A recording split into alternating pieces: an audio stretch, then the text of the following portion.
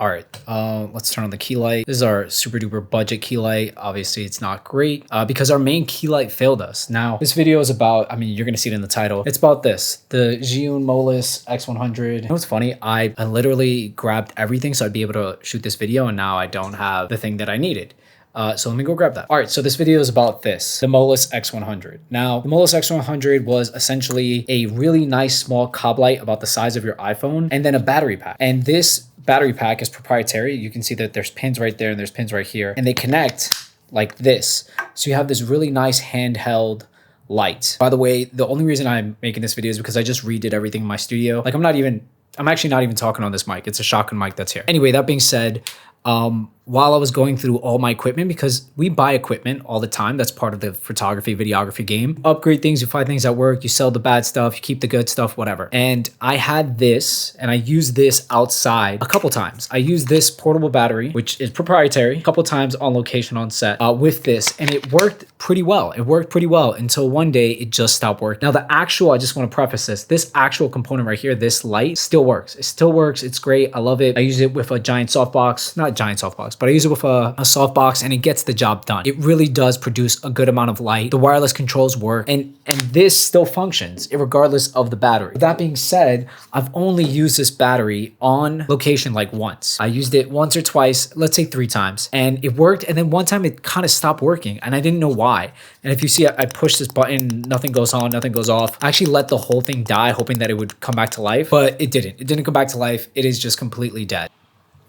So yeah, I plug it in, push the button, so you can see nothing happens. Doesn't even light up. Even, let me show you, just to prove my point. I'm gonna take a USB-C cable that is power delivery. It has a little screen on there. I'm gonna plug it in. There you go. It's stuck on 1 watt. It just stays there. Usually when I would use this, it would go to like 10, 15, etc. It would actually produce, it would push watt in, but something inside the circuitry in here must have got messed up, and it's preventing me from using this battery. You see, I push it, nothing.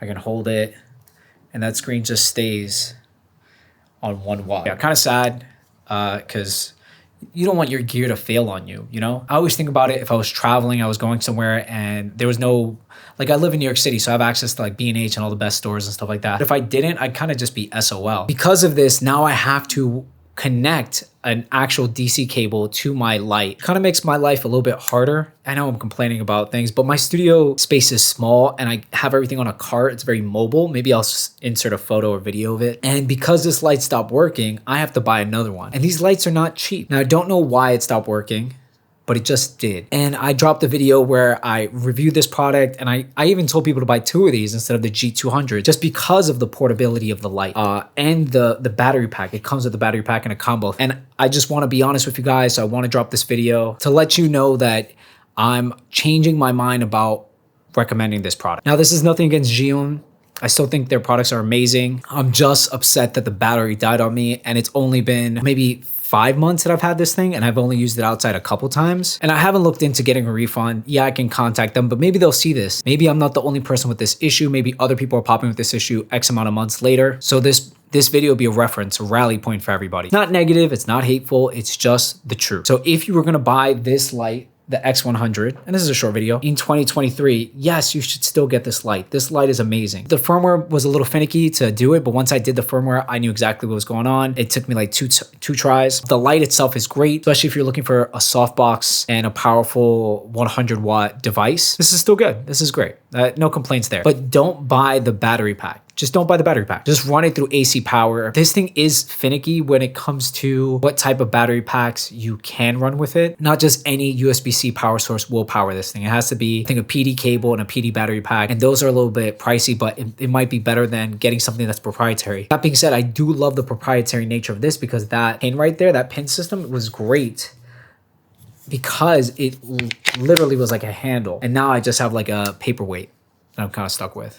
So yeah, Zhiyun, if you see this, I love the light. I think the light's great. I think my battery just got a little messed up. Send me a rebate for a new one. I'll even pay for it. I don't want to pay full price, especially because it should be under warranty. There's got to be some kind of warranty. You know, it's not even a year. Stay tuned for more videos about the full use of my gear because I bought a lot of gear this year, and I'm going to make a video commenting on everything I've learned for 2023 from starting YouTube to now. So from January, which was technically not even January, but from January to December, everything I learned, what equipment you should get, what equipment you shouldn't get, and what are some best practices to start a YouTube channel. Because that'll probably do good on the algorithm. So yeah, stay tuned, subscribe for that, and remember, if I win, you win.